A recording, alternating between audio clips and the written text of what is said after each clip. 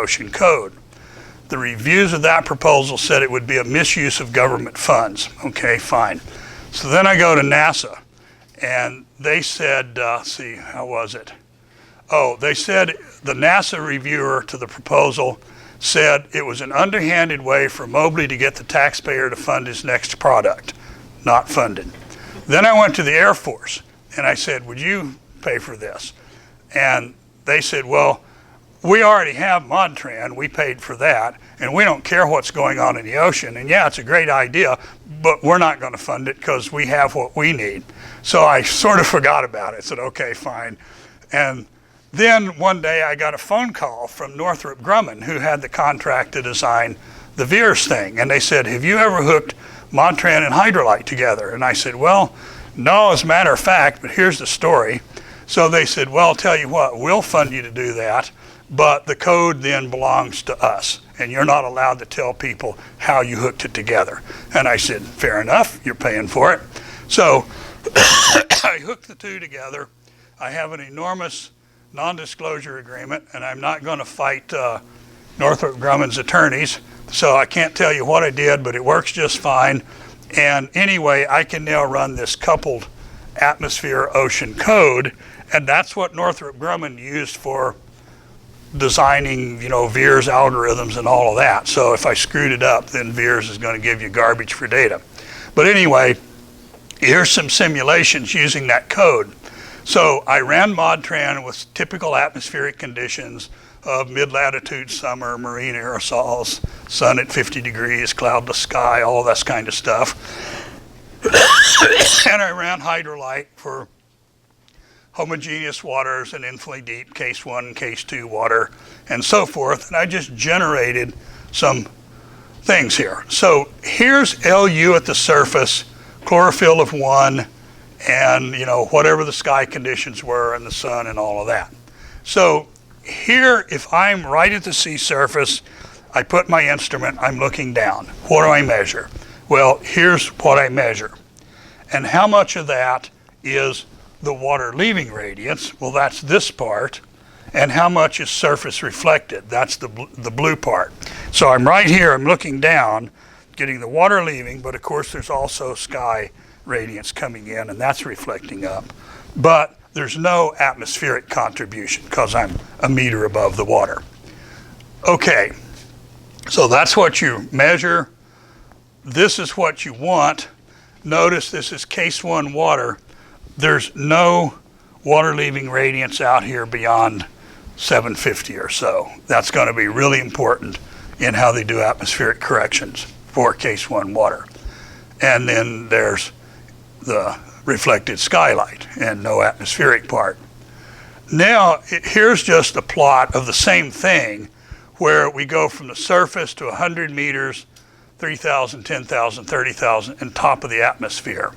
So here's the total at sensor radiance at whatever elevation you are. So the red curve at 0 here, notice that's coming across to like 0.07 or something. Well, there's the 0.07 on this curve here. Okay, so you can see that as soon as you're more than a couple hundred meters above the sea surface, you now start having a significant atmospheric contribution. And all of these curves get bigger because you're looking through more and more atmosphere, so you're getting more and more scattering by the atmosphere. So if you're going to fly your sensor at 100 meters above the surface, maybe you could ignore atmospheric correction. But if you're at 1,000 meters, where aircraft often fly, I've done a lot of remote sensing with aircraft at about 3,000 meters. There, most of your signal is atmospheric contribution. Okay, here's a little plot of the fractional contributions of each of these things to the total. So we make, and this is function of wavelength for particular sets of sky conditions and all of that. So if you look here, this orangish curve, that's the total contribution by the atmosphere. And notice here at 400, the green curve, that's the water leaving part. So this is like 10%, and this part here is You know, the atmospheric part, let's see, that's total atmosphere. Then there's the Rayleigh part, there's the aerosol part, and there's the surface part. So these things all add up to one, but you can see that the water leaving radiance part is at most 10% of your total signal. And that's here at around, say, 440. By the time you get out to 600, it's pretty much none of the signal. And the rest of it is surface reflected. The Rayleigh scattering, notice the Rayleigh scattering is dropping off in the visible by basically 1 over wavelength to the 4th. And then the aerosol part is a little smaller in the blue, but it then builds up and becomes very important out in the infrared. And then these bands here, the surface reflected, these dips here and peaks there, those are due to oxygen and water vapor in the atmosphere. Okay, so the bottom line is that in the visible wavelengths, at best you're going to have 10% of what you measure actually be the signal you're interested in, and you have to get rid of all of the rest of this stuff. Here's now a simulation for case 2 water. We're at the surface, and here's the total, here's the surface reflected, here's the water leaving part, and there's no atmosphere because we're at the surface. Notice now the water leaving part is not zero out here at 800 or 900 nanometers. So that's going to really affect how NASA does their atmospheric corrections, and you'll see next week. Here's a case, now this is at 3,000 meters. Now we're seeing it's the same simulation, just higher up. Here's the total, here's the atmospheric part, surface reflected, and then here's the water leaving part that we want to get. So the game is I'm going to give you the purple, and I'll give you the sun angle, and I say, okay, dude, retrieve the green. You're on your own, I'll go to lunch. That's what NASA has to do. So here's a collection of top of the atmosphere radiances. They all have the same water body. So there's LW. And they're different wind speeds. They're different viewing directions. Nadir, there was a sun up here. We're looking 30 degrees east. We're looking 30 degrees west. And there was a hazy sky here. And then there was a wind speed of 10 and the same viewing directions. So these different environmental conditions all give you this whole family of curves here. And all of these have the same water leaving radiance.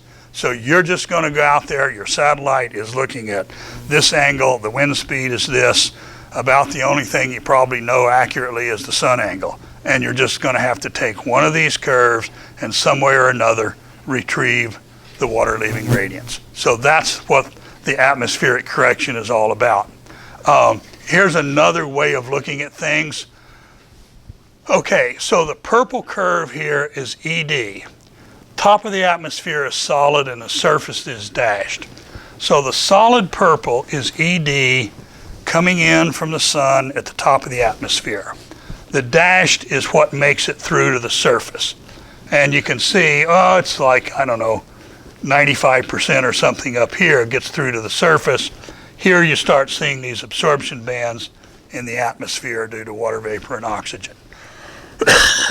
Now, the blue, that's the total upwelling at the top of the atmosphere, and then the dashed blue is the total that you would measure at the sea surface. Then the orange curve here is the atmospheric contribution. Now, so it makes sense, you know, at the surface, you're getting this total. At the top of the atmosphere, you're getting a bigger value because of atmospheric contributions. Now, if you look at, here's the water leaving part. At the top of the atmosphere, the water leaving part is a little bit smaller than it is at the sea surface. So the dotted line's a little bigger than the solid line. So why is that?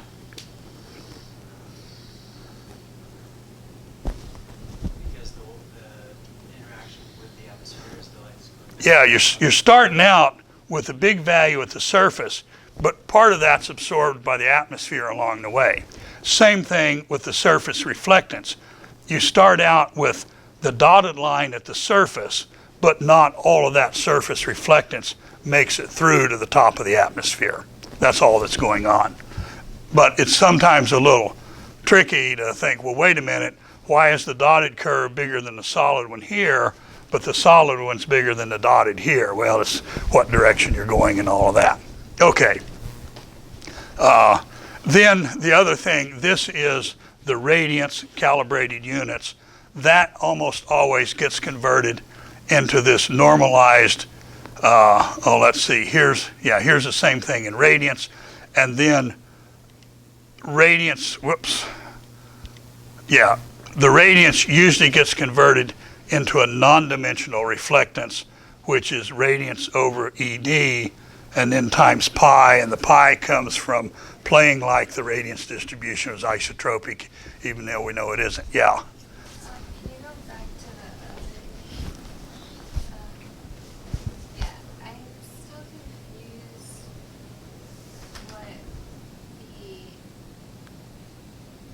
so is that for the same water leaving gradients? Okay, so yeah, there's one, there's one water body here. So the water leaving radiance is the same. Then what's the difference here is you've got different wind speeds, so that changes the surface reflectance. You've got different viewing directions, nadir 30 degrees east off of nadir 30 degrees west, and then you've got both a clear sky and a hazy sky. So in principle, all of these things should not affect like the remote sensing reflectance, but they affect greatly how much atmospheric contribution there is. So I look in, the sun's over here, I'm looking in this direction versus this direction. First thing is in the atmospheric part, that's a different volume scattering function. So the sun is scattered from here up to my sensor versus going from here up to my sensor. So I'm looking at a different part of the atmospheric volume scattering function. Make that clear.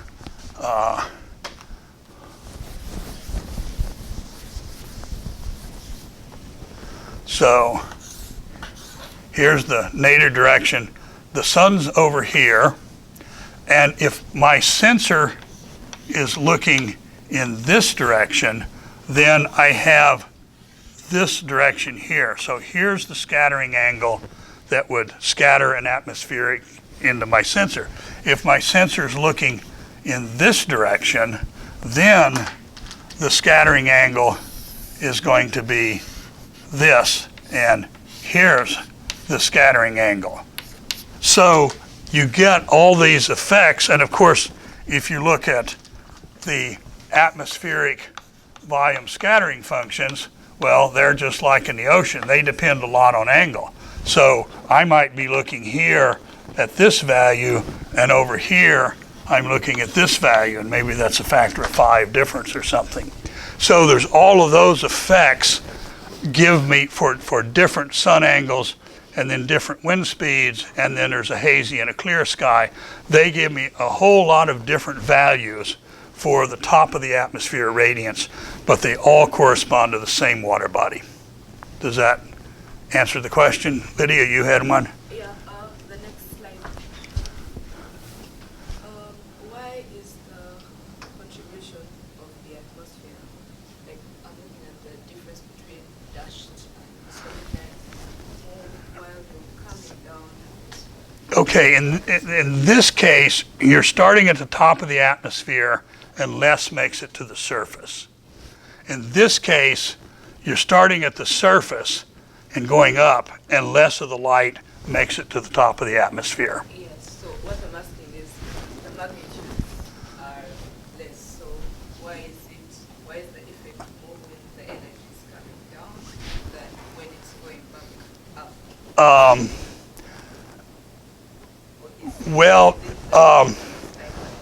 Yeah, there's actually two things. Here with ED, that's light coming from all directions going downward.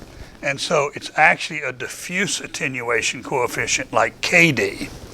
Here, for a radiance going up in one direction to my sensor, it's really like a beam C going up. So when Jeremy gets here next week, he will talk about, for this part, we use what he calls a direct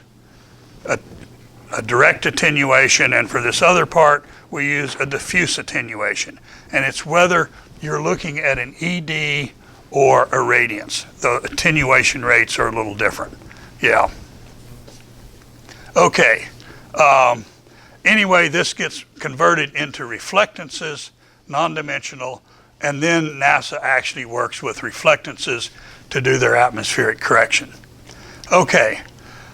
So I'll close with one view graph on terrestrial versus ocean remote sensing. The terrestrial people have it enormously easier than we do for two reasons. First of all, they're interested in flying over land and they're looking at deserts and forests or whatever. Those are much more reflective than the ocean is. The ocean typically reflects a couple of percent of the light back up.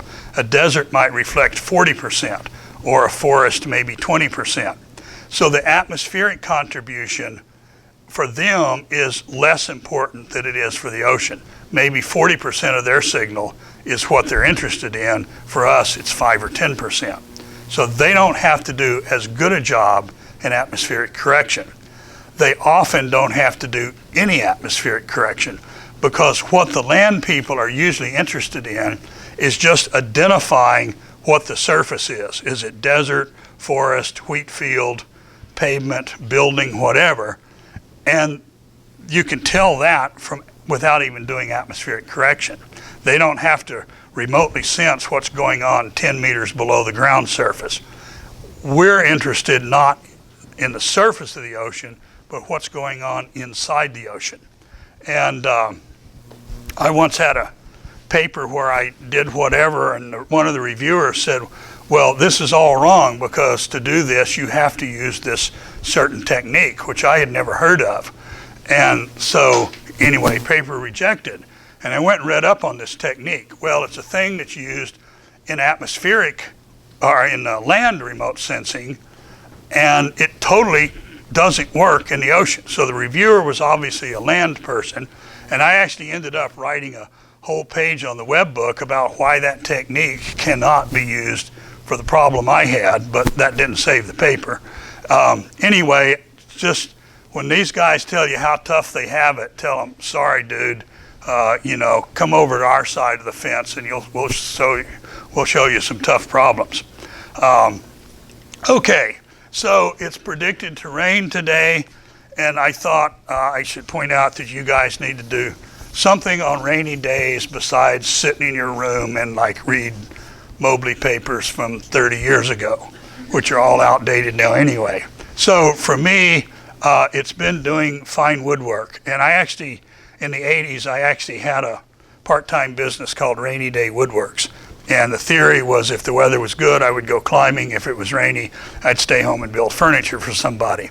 And it turned out what happened is I filled my own house up with furniture, and then people would say, oh, can you make me a china cabinet or a coffee table or something? So I turned it into a business, and I always had a job waiting before I finished the one I was on. So I was kind of surprised by that. Well, anyway, after this class last time, 2 years ago, there's a fellow named Hal Taylor, haltaylor.com. He is the god of making wooden rocking chairs. And all he has done for 30 years is make wooden rocking chairs. And they are incredible. Prince Charles has one. The Sultan of Dubai has 5 of them. They're in museums all over the world. And if you think that sounds a little maybe obsessive compulsive, that all he builds is rocking chairs, well, he's on wife number 5. They don't even live together anymore. He lives in this little cement bunker thing at the end of a dirt road in rural Virginia. And anyway, he will take one apprentice at a time. So from this class, I flew down to Virginia. I ended up at the end of the dirt road, and I built a rocking chair. So he has a thing he calls Rocking Chair University, which is you'll go there, and depending on how much you know, you will either build a chair under his supervision or you will help him build a chair. Well, anyway, I already knew quite a bit, so I was under his supervision. And he has this incredible shop. It's like twice the size of this room, and thousands of templates and stuff all around. And you get your chair, each chair is fitted to the person that's buying it. So like a suit of clothes. And he had me sitting, he had couple of chairs, and he said, well, sit in the chair here, and he kind of walks around and looks at it, and he says, are you going to sit in this with your shoes on or your shoes off? I said, well, shoes off, and okay, and he looks and looks, and he says, well, we're going to start with the medium-sized template, but we're going to add 5/16 of an inch to the leg length. Not a quarter, not 3/8, 5/16. And anyway, so away we went, and he's 1,000 stories here. He doesn't eat anything until 2 p.m. So he gets up in the morning, you start work at 9, at 2 p.m., you take off, you have lunch, you take a nap, you start up at 3 again, and you work till you hit a good spot where you can stop. Well, so this is how, and we started out, you go to his big wood pile, and I wanted to use English walnut, and so we pull out some English walnut, and we start seeing where we can get legs and stuff cut out, and there I am at his big enormous table saw cutting out something. And so 130 hours later, there's my rocking chair, which is now what I watch TV in. So Colin has sat in it, she can vouch for it. So gorgeous. It's so gorgeous, it feels like you can't even imagine it just sitting on hardwood. It's just like, it's amazing. Anyway, like the back braces here, those are not glued in. They are fitting in little holes in the top and the bottom, so they can actually slide up and down by about 1/2 centimeter, which when you sit in it allows the back pieces to flex a little bit and fit your back just right. And all of this shaping, everything there is done by hand. It was incredible. And like we'd shape the seat here, and he'd say, sit in that, okay. Well, how's that feel? Well, maybe we need a little bit more here and there. And we'd scrape out a little bit more, Yeah, that's good. Okay, I'm happy. So anyway, come to Seattle sometime. I'll let you sit in my rocking chair. But, Paula Bontempi, when she's here, she will probably tell you, you've got to have something going on in life besides science. And it's okay to say, I'm burned out, I just got out of grad school, I need a year off. That's fine. Take a year off, ride your bicycle from, Paris to Beijing or something, and that's not going to penalize your career. If I had 2 people that I was going to hire, and they were identical, and one of them's done nothing but science, and the other one says, well, Curt, there's this year gap in my resume, that's because I did whatever. I'm going to hire that person because they've got, something going on in life besides science. Okay, that's it. So, Manuel, you're up. When do you want to start? 5 till. 5 till? Sounds good.